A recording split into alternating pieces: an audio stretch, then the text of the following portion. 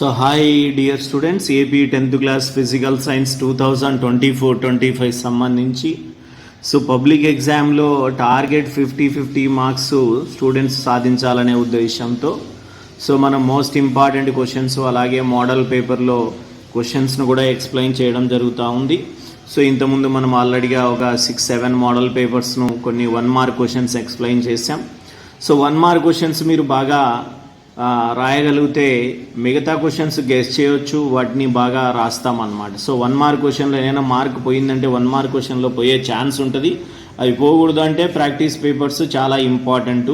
So అదిగాక new syllabus కాబట్టి ఈ 1 మార్క్ క్వశ్చన్స్ ఎలా అడుగుతాడు అనేది మనము చెప్పలేం. కాబట్టి ప్రాక్టీస్ పేపర్ క్వశ్చన్స్ బాగా ప్రాక్టీస్ చేస్తే మనకు 1 మార్క్ క్వశ్చన్స్లలో మిస్ కాకుండా మార్క్స్ తెచ్చుకోవచ్చు అని అంచనా అన్నమాట. సో దీంట్లో ఈ మోడల్ పేపర్ సెక్షన్ 1లో మనకు 1 మార్క్ క్వశ్చన్స్ 8 ఉంటాయి. దీంట్లో ఫస్ట్ వన్ ఒకటి, why do we apply paint on iron articles అన్నాడు. So iron articles topic. So ఇక్కడ మనకు కొరజన్ అనే టాపిక్ వచ్చేసి మనకు మెటల్స్ నాన్ మెటల్స్లో వస్తుంది, అలాగే వచ్చేసి కెమికల్ రియాక్షన్స్ అండ్ ఈక్వేషన్స్లో కూడా వస్తుంది. Why do we apply paint on iron article అంటే సింపుల్గా మీరు to prevent the formation of rust రాస్తే సరిపోతుంది. సో మళ్ళీ ఎలా ప్రివెంట్ చేస్తుంది అంటే పెయింట్ అనేది prevents the contact between metal iron and oxygen, moisture or water. So వాటి మధ్య కాంటాక్ట్ ప్రివెంట్ చేస్తుంది, ఆ విధంగా ఆక్సిడేషన్ జరగకుండా చేస్తుంది. అందుకే మనము so why do we apply paint on iron article అంటే సింపుల్గా టు ప్రివెంట్ సో రస్టింగ్ లేదా కొర్రజన్ అని చెప్పొచ్చు. తర్వాత పెయింట్ అనేది so paint doesn't allow iron article to come into contact with oxygen, water and moisture అని చెప్పొచ్చు. ఆ విధంగా ఆన్సర్ రాస్తే సరిపోతుంది. So dash gas is liberated when acids react with metals అన్నట్టు. సో ఏ గ్యాసు మనకు రిలీజ్ అవుతుంది, యాసిడ్స్ వచ్చేసి మెటల్తో రియాక్ట్ అయితే ఏ గ్యాస్ రిలీజ్ అవుతుంది అంటే హైడ్రోజన్ గ్యాస్, H2 గ్యాస్ అని చెప్పొచ్చు. సింపుల్గా 1 లైన్ ఆన్సర్సే అనమాట మనకు. తర్వాత acid does not show acidic behaviour in the absence of water, predict the reason అన్నాడు. చూడండి, ఒక రీజన్ రాయమన్నాడు. సో యాసిడ్ అనేది కేవలము వాటర్లో మాత్రమే H+ అయాన్స్ను ప్రొడ్యూస్ చేస్తుంది, అందుకే అది యాసిడ్గా ప్రవర్తిస్తుంది. సో వాటర్ లేని చోట, in the absence of water, so in the absence of water acid does not produce H+ ions, so it does not show acidic behaviour. చూడండి ఆన్సర్ ఎలా రాయాలి అంటే in the absence of water acid does not produce hydrogen positive ions or simply hydrogen ions. In the absence of water acid does not produce hydrogen ions, so it does not show acidic nature అని చెప్పవచ్చు. ఆ విధంగా రాయాలి. Next, which of the following methods are suitable for preventing iron from frying pan from rusting. So frying pan from rusting నుంచి ఏది suitable method? So frying pan అంటున్నాడు, బాగా గమనించండి, వంట పాత్ర అనమాట ఇది. సో గ్రీజ్ అప్లై చేస్తామా, గ్రీజ్ అప్లై చేస్తే వంట పనికి వస్తుందా? తర్వాత పెయింటింగ్ అప్లై చేస్తే అది పనికి రాదు అనమాట. తర్వాత applying coating of zinc, so zinc ద్వారా గ్యాల్వనైజేషన్ ప్రాసెస్ ద్వారా దీనికి కోటింగ్ వేస్తే అప్పుడు అది మనము ఫ్రైయింగ్ ప్యాన్ రస్టింగ్ను ప్రివెంట్ చేయొచ్చు. తర్వాత దాన్ని ఫ్రైయింగ్ ప్యాన్గా వాడచ్చు. బాగా గమనించండి, ఎంత టెక్నికల్గా క్వశ్చన్ అడిగాడు. తర్వాత next, what is isomerism? Isomerism మనము ఆల్రెడీగా ఎక్స్ప్లెయిన్ చేసాం. కార్బన్ అండ్ ఇట్స్ కాంపౌండ్స్లో వీడియో ఉంటుంది క్లియర్గా 2 మార్కులకు.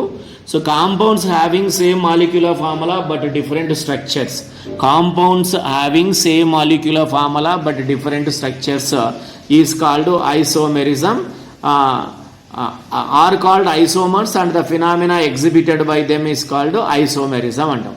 కాంపౌండ్స్ ఒకే ఫార్ములా ఉండి డిఫరెంట్ స్ట్రక్చర్స్ ఉంటే అలాంటి ఫినామినాను ప్రదర్శించేటువంటి దాన్ని ఏమంటామంటే ఐసోమెరిజం అంటాం. Very very important one. 2 మార్కులకైనా అడగవచ్చు, 4 మార్కులైనా అడగవచ్చు. ఇక్కడ వాట్ ఈజ్ ఐసోమెరిజం అన్నాడు కాబట్టి సింపుల్గా మనం రాయొచ్చు, compounds having same molecular formula but different structures are called isomers and the process exhibited by them is called isomerism అని చెప్పొచ్చు. నెక్స్ట్ ఇక్కడ చూస్తే లెన్స్ ఇచ్చాడు, తర్వాత ఫోకల్ లెంత్ ఇచ్చాడు. ఏబిసి అనే లెన్స్ ఇచ్చాడు. ఫోకల్ లెంత్ ఒకటేమో -20 అన్నాడు, ఒకటేమో +20 అన్నాడు, ఇంకొకటి +15 అన్నాడు. కింద క్వశ్చన్ గమనిస్తే from the above table which lens can be used for to correct the defect myopia అన్నాడు. సో మయోఫియా కరెక్షన్కు మనము ఏ లెన్స్ను వాడతాము అంటే స్పెట్స్లో బైకాన్కేవ్ లెన్స్ను వాడతాం. హైపర్మెట్రోఫియా అయితే బైకాన్వెక్స్ లెన్స్ అంటాం. మనం సైన్ కన్వెన్షన్స్ ఎక్స్ప్లెయిన్ చేసాం. కాన్కేవ్ లెన్స్కి అయితే ఫోకల్ లెంత్ ఏ విధంగా ఉంటుంది అంటే నెగటివ్ సైన్తో ఉంటుంది. కాబట్టి ఇక్కడ ఇచ్చినటువంటి వాటిలో నెగటివ్ సైన్ ఏదైతే ఉందో అదే ఆన్సర్ అవుతుంది. అంటే -20 ప్రకారము ఏ లెన్స్ అది ఏ లెన్స్ ఏ is used to correct the defect myopia అని చెప్పొచ్చు. Next what is the unit of electric current అంటే ఎలక్ట్రిక్ కరెంట్ యొక్క యూనిట్ ఏంటంటే యాంపియర్ అని చెప్తాం. సో యాంపియర్ను మనము సింపుల్గా క్యాపిటల్ ఏ రూపంలో అయినా రాయొచ్చు, లేదంటే ఈ విధంగా అయినా రాయొచ్చు, ఫుల్ ఫామ్లో అయినా రాయొచ్చు, యాంపియర్ అని చెప్పవచ్చు. నెక్స్ట్ లాస్ట్ క్వశ్చన్ మీరు గమనిస్తే the magnetic field in a given region is uniform అన్నాడు. మ్యాగ్నెటిక్ ఫీల్డ్ యూనిఫామ్ అంటే ఏంటి? అన్ని మ్యాగ్నెటిక్ లైన్స్ ఆఫ్ ఫోర్సు ఒకే డైరెక్షన్లో ఉండాలి, అన్నిటి యొక్క స్ట్రెంగ్త్ ఒకటే విధంగా ఉండాలి, డ్రా చేయమన్నాడు. సో ఈ విధంగా మనం ఇలా డ్రా చేయాలి. అన్ని వాటి మధ్య డిస్టెన్స్ కూడా ఈక్వల్గా ఉండాలి, డైరెక్షన్ కూడా ఈక్వల్గా ఉండాలి. సో ఇలా వెళ్తూ ఉంటాయి. ఇవి మ్యాగ్నెటిక్ ఫీల్డ్లో మళ్ళీ యూనిఫామ్ అనమాట. మ్యాగ్నెటిక్ ఫీల్డ్లో ఏముంటాయంటే magnetic lines of force. So magnetic lines of force ఈ విధంగా అన్నీ ఒకే డైరెక్షన్లో ఉండాలి. తర్వాత దీని యొక్క ఫోర్స్ ఈక్వల్గా ఉండాలి. సో ఎక్కడి నుంచి ఎక్కడికి మూవ్ అవుతుంటాయి మ్యాగ్నెటిక్ లైన్స్ ఆఫ్ ఫోర్స్? జనరల్గా from south pole to north pole ఈ విధంగా డ్రా చేస్తే సరిపోతుంది. సో ఇది యూనిఫామ్ మ్యాగ్నెటిక్ ఫీల్డ్. తర్వాత వీటి మధ్య డిస్టెన్స్ గ్యాప్స్ కూడా ఈక్వల్గా తీసుకోవాలి, డైరెక్షన్ ఒకటే ఉండాలి. సో ఒకే డైరెక్షన్ నుండి ఒకే స్ట్రెంత్ కలిగినటువంటి ఆ మ్యాగ్నెటిక్ ఫీల్డ్ ఏమంటాము అంటే యూనిఫామ్ మ్యాగ్నెటిక్ ఫీల్డ్ అంటాం. సో ఇది మోడల్ క్వశ్చన్ పేపర్ 9లో ఉన్నటువంటి ముఖ్యమైన ఇంపార్టెంట్ క్వశ్చన్స్కు పనికొచ్చేటువంటి టాపిక్. తర్వాత నెక్స్ట్ మోడల్ పేపర్లో 1 మార్క్ క్వశ్చన్స్ ఏమున్నాయి అనేది చూద్దాం. సో ఇక్కడ మీరు గమనించాలి, ఇది సౌత్, ఇది north. Magnetic lines of force అనేవి సౌత్ నుంచి నార్త్ వైపు వెళ్తూ ఉంటాయి.